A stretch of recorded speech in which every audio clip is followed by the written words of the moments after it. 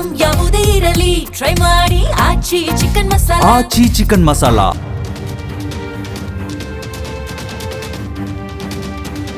ಸುಮಾರು 2 ದಶಕಗಳ ಕಾಲ ಬಿಹಾರ ರಾಜ್ಯದ ರಾಜಕೀಯವನ್ನ ಆಳಿದ 10 ಬಾರಿ ಮುಖ್ಯಮಂತ್ರಿಯಾಗಿ ಸೇವೆ ಸಲ್ಲಿಸಿದ ನಿತೀಶ್ ಕುಮಾರ್ ಅವರ ರಾಜಕೀಯ ಯುಗಕ್ಕೆ ತೆರೆಬಿದ್ದಿದೆ.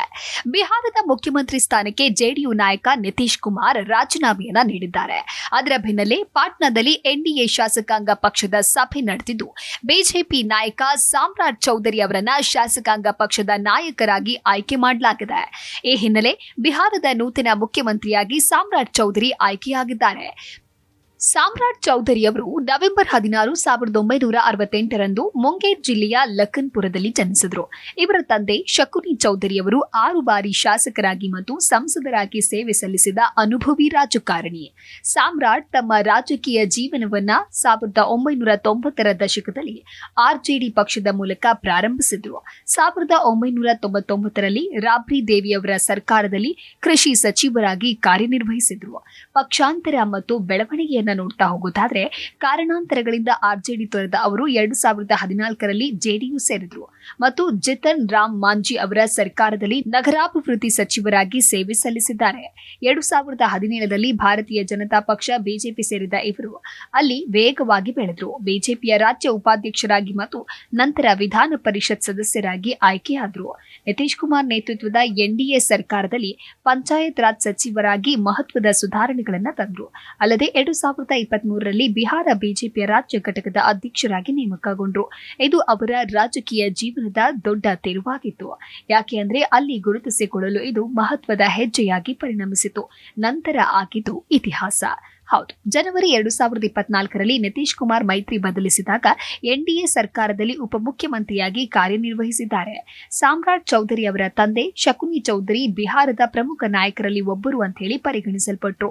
ಆದ್ದರಿಂದಲೇ ಅವರಿಗೆ ರಾಜಕೀಯ ಒಲವು ಹಾಗೂ ಅವಕಾಶ ಒಲಿದು ಬಂದಿದ್ದು. ಇದು ಮೇಲ್ನೋಟಕ್ಕೆ ಹೇಳಿದ್ರೂ ಕೂಡ ಅದೇ ಖಚಿತ.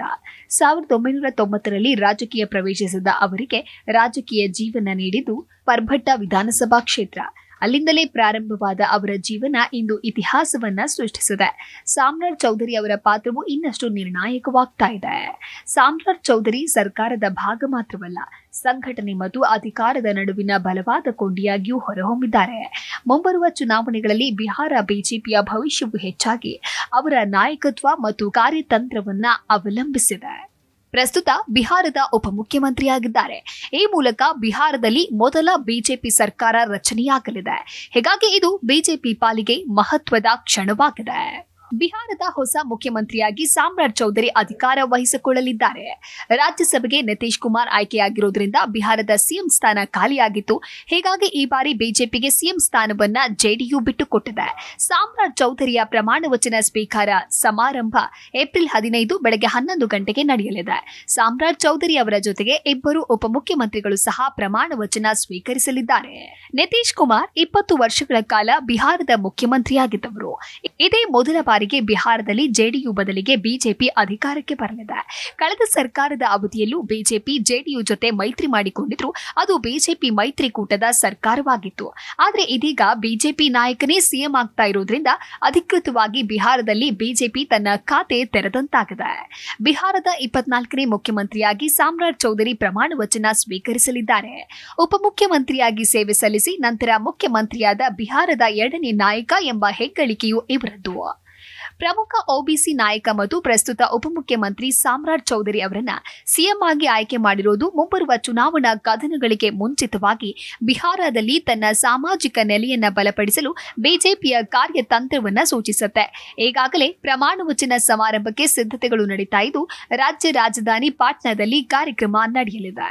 ಬಿಹಾರ ಮುಖ್ಯಮಂತ್ರಿ ಸ್ಥಾನಕ್ಕೆ ನಿತೀಶ್ ಕುಮಾರ್ ತಮ್ಮ ರಾಜೀನಾಮೆಯನ್ನ ನೀಡಿ ಈ ಮೂಲಕ ತಮ್ಮ ದೀರ್ಘಾವಧಿಯ ಅಧಿಕಾರದ ಅವಧಿಯನ್ನ ಅಂತ್ಯಗೊಳಿಸಿದ್ದಾರೆ.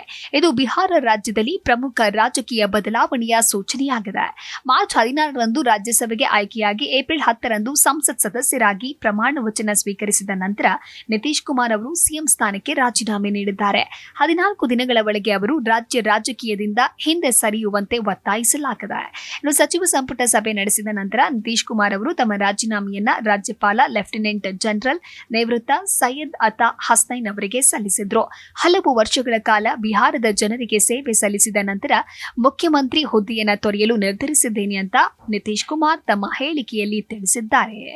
ಸಾರ್ವಜನಿಕರಿಗೆ ಧನ್ಯವಾದ ಅರ್ಪಿಸಿರುವ ನಿತೀಶ್ ಕುಮಾರ್ ಹೊಸ ಸರ್ಕಾರದ ಅಡಿಯಲ್ಲಿ ರಾಜ್ಯವು ಪ್ರಗತಿ ಸಾಧಿಸುತ್ತದೆ ಎಂಬ ವಿಶ್ವಾಸ ವ್ಯಕ್ತಪಡಿಸಿದ್ದಾರೆ. ನವೆಂಬರ್ 2005ರಲ್ಲಿ ಬಿಹಾರದಲ್ಲಿ ಎನ್ಡಿಎ ಸರ್ಕಾರ ರಚನೆಯಾದಾಗಿನಿಂದ ಕಾನೂನು ಮತ್ತು ಸುವ್ಯವಸ್ಥೆ ಮತ್ತು ಸಮಗ್ರ ಅಭಿವೃದ್ಧಿಯನ್ನ ಖಚಿತಪಡಿಸಿಕೊಳ್ಳಲು ಪ್ರಯತ್ನಗಳು ನಡೆದಿವೆ ಅಂತ ನಿತೀಶ್ ಕುಮಾರ್ ತಮ್ಮ ಅಧಿಕಾರದ ಅವಧಿಯನ್ನ ನೆನಪಿಸಿಕೊಂಡ್ರು.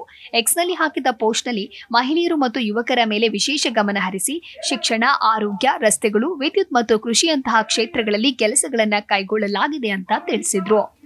ರಾಜ್ಯದ ಅಭಿವೃದ್ಧಿಯನ್ನ ವೇಗಗೊಳಿಸುವ ಗುರಿಯನ್ನ ಹೊಂದಿರುವ 2025ರಿಂದ 2030ರ 7 ನಿಶ್ಚಯ್ 3 ಯೋಜನೆಯನ್ನ ನಿತೀಶ್ ಕುಮಾರ್ ಅವರು ಉಲ್ಲೇಖಿಸಿದ್ದು, ಕೇಂದ್ರ ಸರ್ಕಾರ ನೀಡಿದ ಬೆಂಬಲಕ್ಕೆ ಕೃತಜ್ಞತೆ ಅರ್ಪಿಸಿ ಬಿಹಾರ ವೇಗವಾಗಿ ಬೆಳೆಯುತ್ತಲೇ ಇರುತ್ತದೆ ಅಂತ ಹೇಳಿದ್ರು. ನಾವು ಬಿಹಾರದ ಜನರಿಗಾಗಿ ಸಾಕಷ್ಟು ಕೆಲಸ ಮಾಡಿದ್ದೇವೆ. ಇಷ್ಟು ದಿನ ನಾವು ನಿರಂತರವಾಗಿ ಜನರಿಗೆ ಸೇವೆ ಸಲ್ಲಿಸಿದ್ದೇವೆ. ನಾನು ಈಗ ಮುಖ್ಯಮಂತ್ರಿ ಹುದ್ದೆಯನ್ನ ತೊರೆಯಲು ನಿರ್ಧರಿಸಿದ್ದೇನೆ ಮತ್ತು ಆದ್ದರಿಂದ ಸಂಪುಟ ಸಭೆಯ ನಂತರ ನಾನು ಗೌರವಾನ್ವಿತ ರಾಜ್ಯಪಾಲರನ್ನ ಭೇಟಿ ಮಾಡಿ ನನ್ನ ರಾಜೀನಾಮೆಯನ್ನ ಅವರಿಗೆ ಸಲ್ಲಿಸಿದೆ. ಈಗ ಹೊಸ ಸರ್ಕಾರ ಇಲ್ಲಿನ ಕೆಲಸವನ್ನ ನೋಡಿಕೊಳ್ಳುತ್ತೆ. ಹೊಸ ಸರ್ಕಾರಕ್ಕೆ ನನ್ನ ಸಂಪೂರ್ಣ ಸಹಕಾರ ಮತ್ತು ಮಾರ್ಗದರ್ಶನ ಇರುತ್ತೆ ಅಂತ ಹೇಳಿದ್ದಾರೆ. ಪರಿವರ್ತನೆಗೂ ಮುನ್ನ ನಿತೀಶ್ ಕುಮಾರ್ ಅವರು ಹೊಸ ಸಚಿವ ಸಂಪುಟದ ರಚನೆಯ ಕುರಿತು ಚರ್ಚಿಸಲು ಜನತಾದಳ ಯುನೈಟೆಡ್ನ ಹಿರಿಯ ನಾಯಕರಾದ ಸಂಜಯ್ ಕುಮಾರ್ ಝಾ, ರಾಜೀವ್ ರಂಜನ್ ಸಿಂಗ್, ವಿಜಯ್ ಕುಮಾರ್ ಚೌಧರಿ ಮತ್ತು ವಿಜೇಂದ್ರ ಪ್ರಸಾದ್ ಯಾದವ್ ಅವರೊಂದಿಗೆ ಸಭೆ ನಡೆಸಿದರು.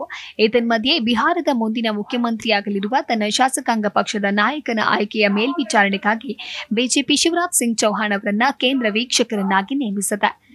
ಬಿಹಾರ ಸಿಎಂ ಸ್ಥಾನಕ್ಕೆ ನಿತೀಶ್ ಕುಮಾರ್ ಅವರ ರಾಜೀನಾಮೆ ರಾಜ್ಯದಲ್ಲಿ ಒಂದು ಯುಗದ ಅಂತ್ಯವನ್ನ ಸೂಚಿಸುತ್ತೆ.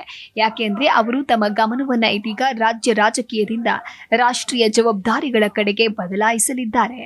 ಆದಾಗ್ಯೂ ಹೊಸ ಸರ್ಕಾರಕ್ಕೆ ತಮ್ಮ ಮಾರ್ಗದರ್ಶನ ಇರಲಿದೆ ಎಂಬ ನಿತೀಶ್ ಕುಮಾರ್ ಹೇಳಿಕೆ ಬಿಹಾರದಿಂದ ಅವರು ದೂರ ಇರೋದಿಲ್ಲ ಅನ್ನೋದನ್ನ ಸ್ಪಷ್ಟಪಡಿಸುತ್ತೆ.